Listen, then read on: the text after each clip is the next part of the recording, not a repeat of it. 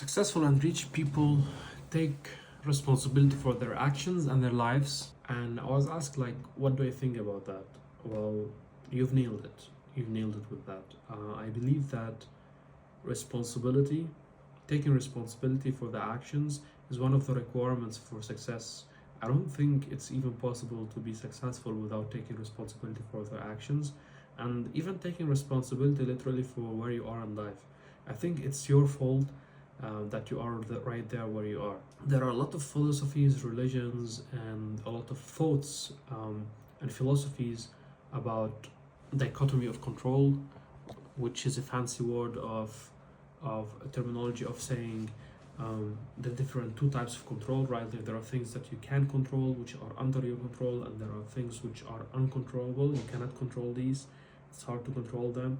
Like, for example, circumstances, society, pressure, um, stuff like thunder. You cannot change the thunder. You cannot change the weather. You cannot change like how a society think that you might change that too, right? Like that's something which is controllable, but there are things which are controllables, and there are things which are not controllables. And when it comes to stoicism as an example, as a philosophy, it teaches us that a successful person needs actually to make and differentiate between these two types of between this dichotomy between these two things, the controllables and uncontrollables, and need to be able actually to not blame the circumstances for their current situation, but at the same time you want actually to be able to see what's controllable and what's not, and if it's not controllable, don't be that sad about it, right?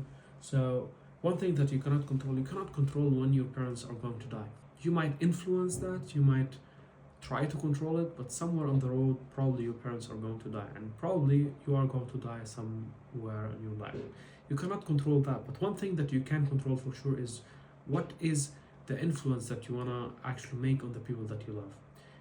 What is the legacy that you want to leave in life? That's something that you can control. It's definitely controllable, and everyone who has a lot of people that have left actually big legacies, almost every single one of them has decided, taken a conscious decision and had awareness that they want actually to leave this legacy, and that's why it's left there. Sometimes it happens that someone might not need or want a legacy, but it happens. But somewhere in them they knew that it's gonna happen, right? But they are just humble. They don't wanna like actually say that they had this in mind. So anyways, let's leave the last point a little bit off. Alright. So how does that help you as an entrepreneur? As an entrepreneur, you want to think about it like this.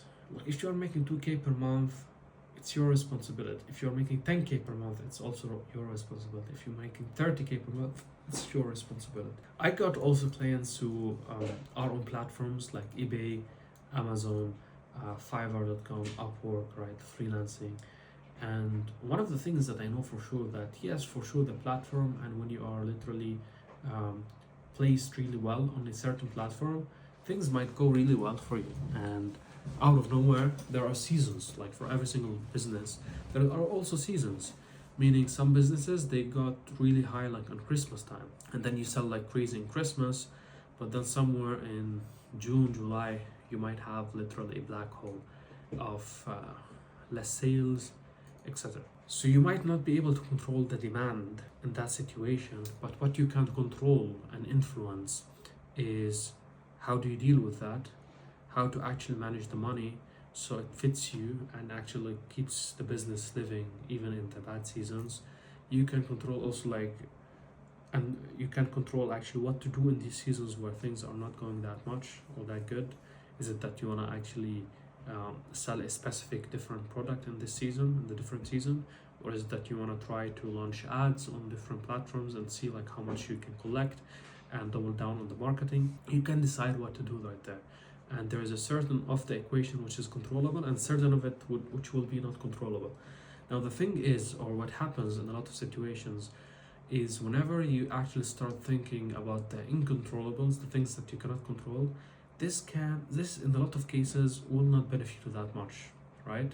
Why is that? Because whenever you assume that there is something that you cannot control, but then you can control it, you are limiting yourself, and that's where we will find that there is some type of certain limiting belief, right? And this limiting belief is a belief that you have, something like, oh, I cannot make that much money in summer.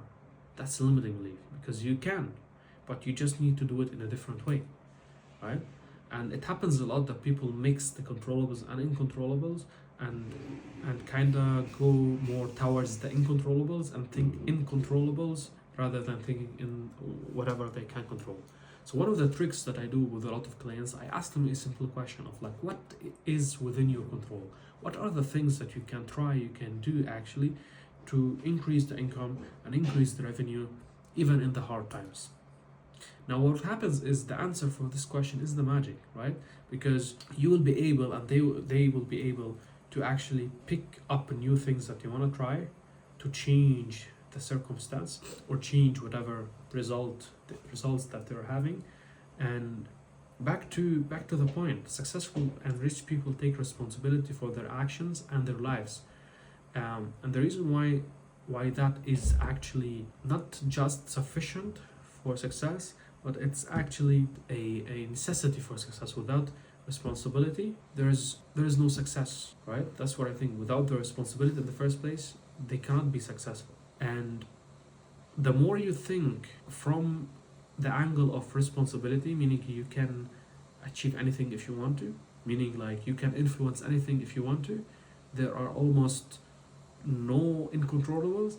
The more you think like that, it seems delusional for other people, and it might be very optimistic, right? You might burn, and you might also have even like too optimistic beliefs that will also like limit you, right? Because limiting beliefs are not always negative ones. Positive ones might be also limiting you in a way or another. But what I've seen that most of the people, they have actually a problem of figuring out what's controllable rather than the opposite. Because it happens so much like that. I ask an entrepreneur like, why is that happening right now that your revenue is decreasing? Well, it's summertime, it's not the season, so I'm not selling that much. People are on vacations, right? All of these are excuses. Like, what people are on vacations? Can you double down your efforts, your marketing efforts? Yes. Yeah. If that's the case, and if you do it, would you be able to double down on sales? Yeah. If that's the case, that means you can actually influence that. It's controllable. So that means it doesn't matter that it's summertime, and it doesn't matter that there are so much vacations. You don't need even to think about it, and you just need to pick the phone and dial much more than before and double down. Why you want to double down? Because it's vacation time and summertime, right? So now the same circumstance that's happening, which is like summertime vacations, one person can take responsibility for their lives and say that I want actually to achieve the financial freedom that I want to achieve, and that's why like this is not gonna stop me. This is circumstance, the one thing that's not controllable. I'm gonna control this shit. I'm gonna try something new and I'm gonna make sure to actually hit my goals by increasing the efforts. Now you might tell me like, I cannot increase, like I have limited resources when it comes to increasing my efforts. And that's a really good one. I got also clients in this certain situation where they have already actually like put a lot of efforts and they are putting all of their energy. It happens sometimes. That's true. Does it happen all the time? No. Is there potential? Yes. Most of the cases there is potential. There is always potential for more, and there is always potential that they can improve something. That's one. Now on the top of that, we've mentioned in one of the videos that breaks are very important.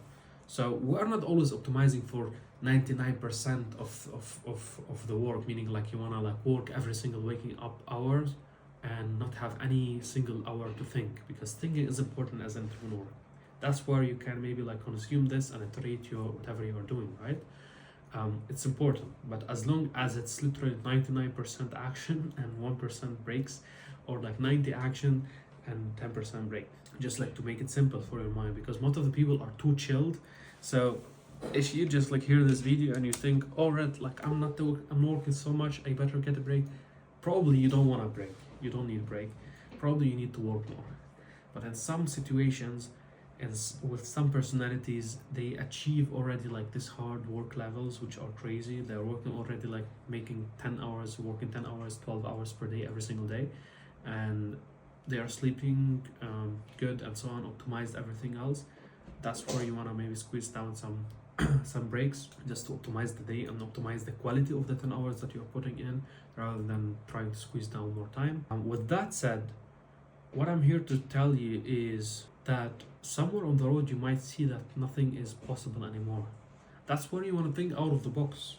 One of my clients, for example, the equation for him was that he needs to buy some time for himself. He didn't even think about it like that because he was thinking just in Germany. He's German, he's in Germany. And one of the things that was limiting him is that he thought like he just needs employees from Germany.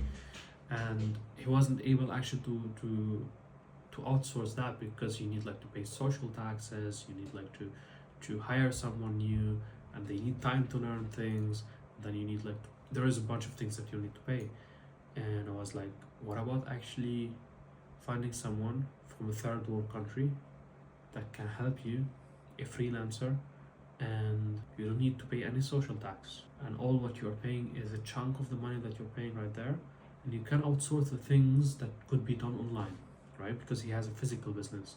And he was like, how should that work? And I was like, may I suggest a book for you so you can go through the book when you are doing your walks? He was, yes. I was like, 4 hours work week. I was like, really? I was, yeah, let's just go through it. He went through it, and there was like a bunch of inspiration in it. There was a bunch of convincing and persuasions about the topic of outsourcing, and then I was like, I'm cool. I suggested another book, which is The E-Myth Revisited. He didn't go through it yet, but he was convinced and persuaded that, all right, we're better than outsource things. And we ended up outsourcing a big chunk of the work that could be done online. For a Pakistani guy, like from Pakistan, the guy is happy, the German guy is happy, everyone is happy, I'm happy, results are there, and he was able to buy around 2 hours per day of his time for a couple of $100 per month, which is insane. Now, even in the summer black hole, he was able to win these couple of hours, and with these couple of hours, he was able to start new extra traction channel on social media because he went all in on social media, and a couple of his videos on TikTok blew up. And since then, like, his Shopify website is took some traction. Things are going well. What was the cost of that? Well, the first thing was that you better take responsibility for yourself, because imagine that he didn't understand or didn't believe that he can change what's happening. So if you don't believe that it's your responsibility and you are responsible for your life, and you better change your life, because otherwise it will not change. If you don't understand this equation, he would maybe stay stuck for years there in the same equation and then the same situation, which is, oh, summertime, less sales, I can't do anything about it. But actually you can do a lot about it, and he could do a lot about it, and he has done it, right? For sure the helpful factor was someone who's like me beside him, right? And that's why it's very important to invest in a coach.